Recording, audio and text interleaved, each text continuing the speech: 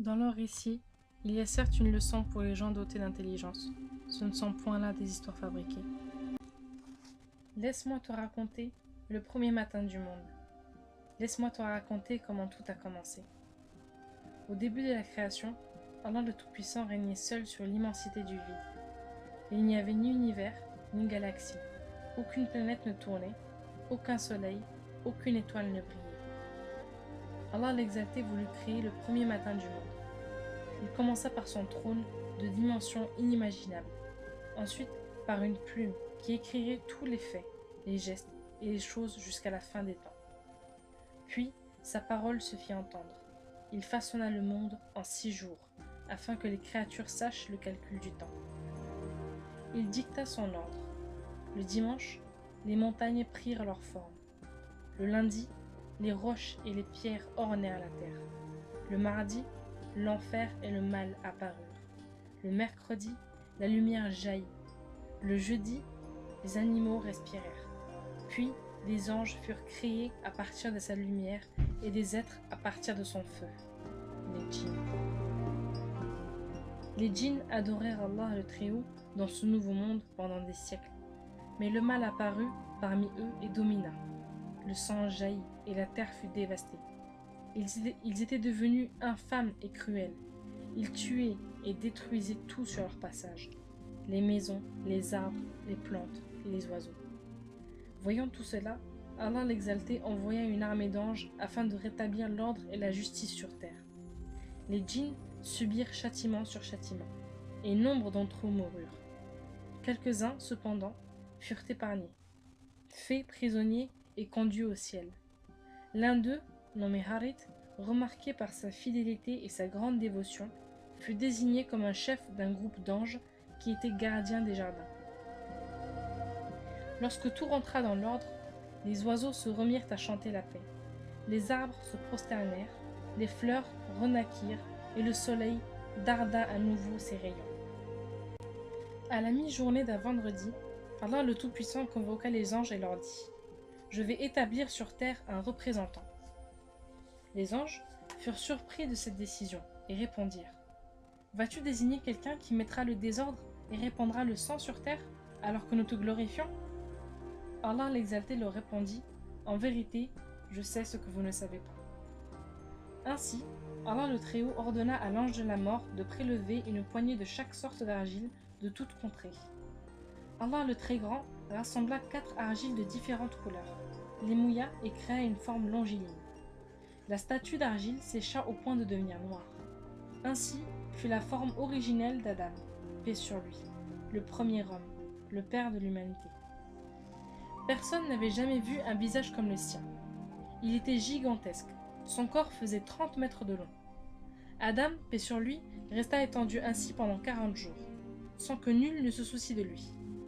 C'est alors que Harith vint vers lui et l'observa. Il n'avait jamais rien vu d'aussi étrange. Par curiosité, il le poussa légèrement, mais ne sentit aucun mouvement. Il frappa Adam, paix sur lui, à coups de pied, mais celui-ci ne réagit toujours pas. Ensuite, il s'approcha de son visage et vit un trou situé à l'endroit de la bouche. Il eut envie de rentrer à l'intérieur. Il le fit, mais ne trouva rien. Ce corps était complètement vide. Harith alla aussitôt prévenir les anges. « J'ai visité l'intérieur du corps argileux. Il est vide, et toute chose dans l'intérieur est vide peut être cassée. Allah lui a donné l'empire de ce monde, mais vous le combattrez et le chasserez comme vous avez fait pour les djinns. » « Oh Harith, nous l'avons fait parce qu'Allah nous l'avait ordonné.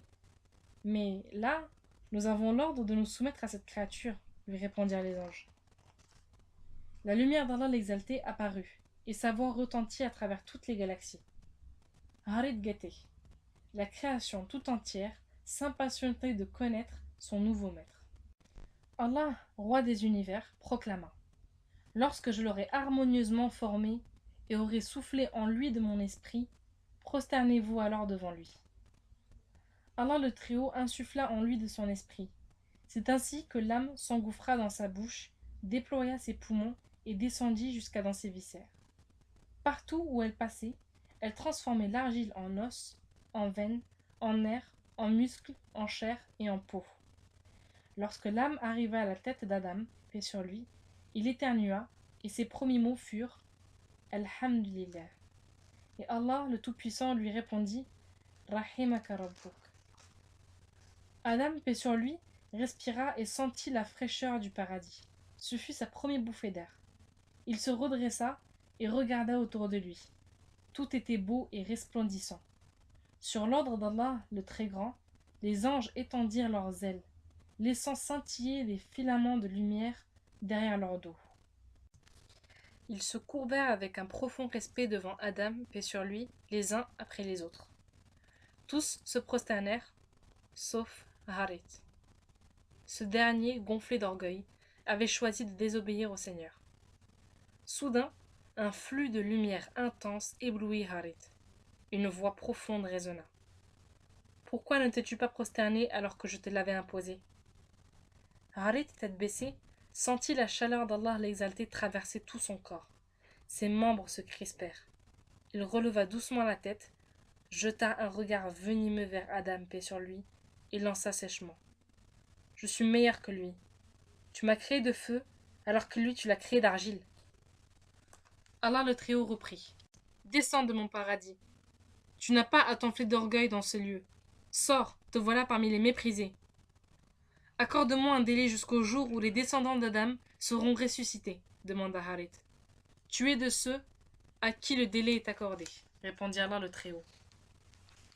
Puis Harith reprit. Puisque tu m'as rabaissé, je m'opposerai à eux, pour qu'ils te délaissent, et qu'ils délaissent le droit chemin, puis je les attaquerai de tous les côtés. Sors de là, banni et rejeté.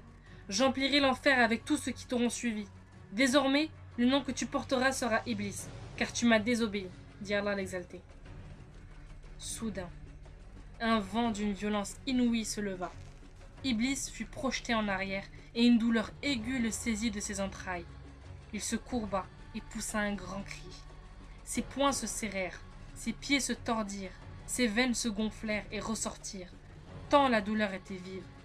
On aurait cru voir une boule de nerfs. Il se métamorphosait. Allah le glorifié, lui retira sa beauté et transforma son charme en laideur, son physique en horreur et sa salive en poison. Allah le Très-Haut prit Adam, paix sur lui, et fit sortir du bas de son dos toutes les âmes de race humaine. Allah le Tout-Puissant est certes le créateur de toutes choses, mais il a voulu que toutes les âmes de ses serviteurs en témoignent, et c'est ce qu'ils firent. Tous reconnurent en ce jour qu'Allah l'exalté était le seul et unique créateur, et que Iblis était leur ennemi déclaré. Allah le Très-Grand voulut alors montrer la supériorité d'Adam, paix sur lui, sur les anges. Il enseigna à Adam, paix sur lui, le nom de l'ensemble des créatures, des animaux qui volent, qui marchent, qui rampent, et de tout ce qui existera jusqu'au jour du jugement dernier. Puis il appela les anges pour leur demander de nommer toutes ces choses, mais ces derniers ne le surent pas. Alors, il interrogea Adam, paix sur lui, qui lui put répondre. Voilà comment les anges avouèrent leur infériorité. Ensuite, Allah l'exalté lui inspira des mots qui deviendront les paroles des croyants. Avance vers ces anges et transmets-leur le salam. Adam, paix sur lui, s'avança vers eux et s'adressa sans difficulté dans leur langage, la langue arabe. Il les salua du salut qui deviendrait celui des croyants. Assalamu alaykum wa rahmatullah. Les anges lui répondirent Wa alaykum salam wa rahmatullah. Allah le Très-Haut dit à Adam, paix sur lui, ceci sera ton salut ainsi que celui de ta descendance. Libre à toi maintenant de goûter au plaisir du paradis. Au paradis, Adam, paix sur lui, était émerveillé. Il observait les plantes et les animaux. Dès qu'il voyait une chose qu'il ne connaissait pas, il courait vers elle tel un enfant. Les fleurs exhalaient des parfums exquis qui embaumaient le jardin d'Éden.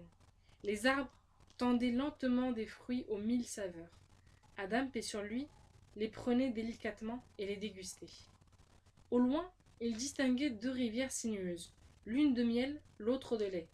Il s'en approcha et d'un coup, les 2 rivières s'élevèrent en formant 2 coupelles qui s'arrêtèrent devant sa bouche en implorant d'être bues. C'est ainsi qu'Adam, paix sur lui, rapprocha ses lèvres, ferma les yeux et but de ces 2 nectars suaves. Une brise fraîche et agréable sécha ses lèvres. Ses yeux s'ouvrirent, puis une lourdeur s'empara de lui. Il voulut se reposer et s'étendit parmi les herbes géantes qui l'enveloppèrent comme une couverture. Elles étaient si chaudes et si douces. Les oiseaux chantaient et les cieux brillaient de mille éclats. Adam, paix sur lui, s'était endormi. Lorsqu'il ouvrit les yeux, il vit une créature qui lui ressemblait, allongée à ses côtés. Il fut étonné et se redressa. Qui es-tu lui demanda-t-il. Je suis ton épouse. Allah m'a créé de toi et pour toi afin que ton cœur trouve le repos auprès du mien. Adam, paix sur lui, se trouva alors comblé et se prit d'amour pour cette femme qui s'appelait Hawa. Adam, paix sur lui, et Hawa vécurent heureux au paradis durant une centaine d'années sous la protection d'Allah le Très-Grand. Il leur avait accordé le paradis tout entier. Des fruits et des délices de toutes sortes étaient mis à leur disposition, à l'exception toutefois d'un seul arbre qu'ils ne devaient en aucun cas approcher. Allah le Tout-Puissant les avait également mis en garde contre Iblis et ses ruses. En effet, ce dernier agonisait de rage et ne cessait de réfléchir aux stratégies qu'il pourrait mettre fin à ce bonheur. Il ne supportait plus de voir les grâces divines se répandre sur Adam et sur lui, et Hawa alors que lui en avait été exclu. Il tentait de corrompre par tous les moyens, mais sans aucun succès, le portier Redouane qui surveillait l'accès au paradis. Alors, Iblis se mit à errer aux alentours pour voir s'il n'y avait pas une autre issue. Un jour, il trouva enfin une ruse démoniaque qui lui permit de s'infiltrer au paradis sous une autre forme, le rendant méconnaissable. En effet, Allah le Très-Haut lui avait donné le pouvoir de se transformer en ce qu'il voulait. Il courut aussitôt à la rencontre d'Adam, paix sur lui, et de Hawa, les regarda d'un air innocent, puis s'avança vers eux délicatement et questionna Adam, paix sur lui. « Comment trouves-tu cette vie qu'Allah t'a accordée ?»« Je la trouve merveilleuse. Allah me comble de ses bienfaits. Je suis la plus heureuse des créatures, » s'exclama Adam, paix sur lui. « Pourtant, un jour, Allah vous chassera du paradis, toi et ton épouse. Quelle triste fin. Que me racontes-tu ? Allah n'aime point l'injustice. Allah est tout-puissant, il fait ce qu'il veut. D'ailleurs, je suppose qu'il vous a ordonné de vous tenir à l'écart de cet arbre, n'est-ce pas ? Interrogea malicieusement Iblis.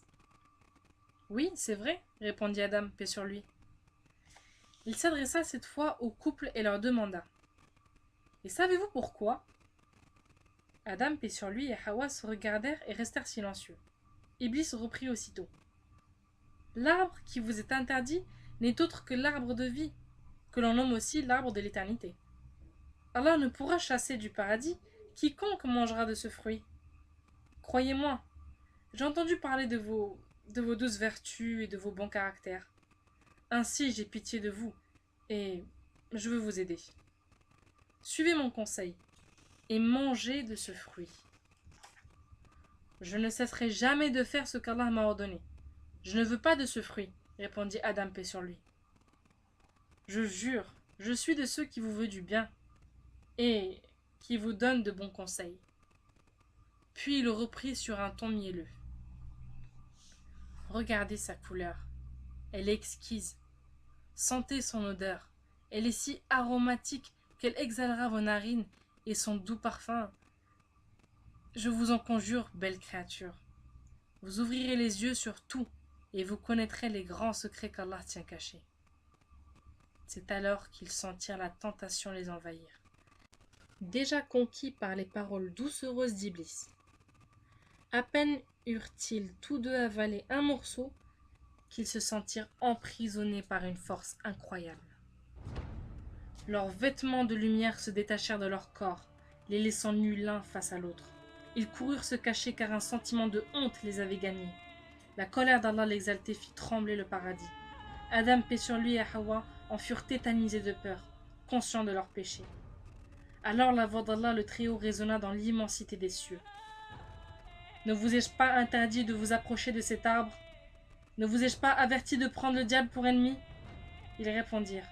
Seigneur, nous avons été injustes envers nous-mêmes. Si tu ne nous pardonnes pas, nous serons parmi les perdants.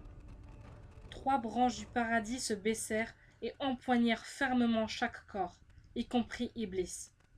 Elles les chassèrent tous 3 du paradis. Adam, paix sur lui, fut jeté dans une contrée appelée l'Hindoustan, et Hawa envoyé à Jeddah, au bord de la mer. Quant à Iblis, il erra sur terre, car sa mission n'était pas terminée. Adam, paix sur lui, s'installa sur la montagne de Serendib. Il était désespéré et ne savait comment obtenir le pardon du Seigneur. Il se mit alors en prosternation, face contre terre, et pleura. Ses jambes en furent paralysées et perdirent toute leur force et leur vigueur. Allah l'exalté agréa son repentir et lui fit miséricorde. Il envoya l'ange Jibril, paix sur lui, qui lui demanda: Ô Adam, Allah te salue et te demande la raison de tes pleurs et de tes gémissements. J'ai perdu la protection de mon Seigneur. Je lui ai désobéi, répondit tristement Adam, paix sur lui. Ne t'afflige pas. Allah a entendu ton repentir et m'envoie vers toi. L'ange Jibril, paix sur lui, lui tendit alors à Adam, paix sur lui, une poignée de graines de blé venant du paradis. C'était sa nourriture pour la journée. Adam, paix sur lui, allait devoir désormais travailler durement pour se nourrir. Il devait apprendre à semer, à planter et à récolter et à moudre afin de transformer ces grains de blé en matière comestible. Il allait devoir également savoir construire et forger pour assumer sa vie au quotidien. Tous ces enseignements lui furent transmis par l'ange Jibril, paix sur lui, qui le guida dans l'apprentissage de la vie sur terre. Adam, paix sur lui, fut soulagé. Il ne ressentait plus le fardeau de son péché puisqu'il avait eu le pardon d'Allah, le tout miséricordieux. Malgré cela, il avait toujours de la peine, car il pensait énormément au fabuleux jardin d'Éden, le lieu où il fut créé. Les images des arbres, des ruisseaux, des oiseaux et des multiples splendeurs lui traversaient l'esprit, et la mélancolie se reflétait sur son beau visage. Pour apaiser le chagrin d'Adam, paix sur lui, Allah le glorifié lui envoya du paradis une maison qu'il déposa juste à l'endroit de la Kaaba d'aujourd'hui, appelée autrefois Bekka. Adam, paix sur lui, y entra et son cœur y trouva le repos. Il était reconnaissant envers Allah le Très-Haut qui avait été miséricordieux envers lui et n'avait cessé d'entendre ses prières. Il était heureux, mais pas totalement comblé. Sa compagne lui manquait terriblement. Il la cherchait partout, dans les montagnes, les forêts, les îles. Hawa, de son côté, à force de pleurs et de cris, s'était amaigrie. Son cœur était empli de chagrin. Son époux lui manquait à en mourir et ses regrets la rongeaient. Il n'avait aucune nouvelle, ni de l'un, ni de l'autre, depuis fort longtemps. Elle décida de se mettre à sa recherche et vit au loin une ombre gigantesque et s'en approcha. C'était Adam, paix sur lui. Elle courut à sa rencontre jusqu'à ce qu'ils soient l'un face à l'autre. Ils s'étreignirent fous de joie. Cet instant mémorable se déroula non loin de la Mecque, dans un lieu qui se nomme Arafat. Puis, Adam, paix sur lui, conduisit Hawa jusqu'à la maison sacrée. Ils se confectionnèrent des vêtements de peau et de mouton et tournèrent autour de la maison ainsi que l'ange Jibril, paix sur lui, l'avait enseigné à Adam, paix sur lui. Adam, paix sur lui, et Hawa s'épaulèrent, travaillèrent ensemble et ensemèrent la terre dans tous ses recoins. Après tant de labeur et de persévérance, ils recueillirent des biens de toutes sortes. Ils élevèrent des constructions et bâtirent de nouvelles maisons pour eux et leurs futurs enfants. Ils voyaient déjà tous leurs enfants peupler la terre, la fertiliser et la rendre agréable à vivre.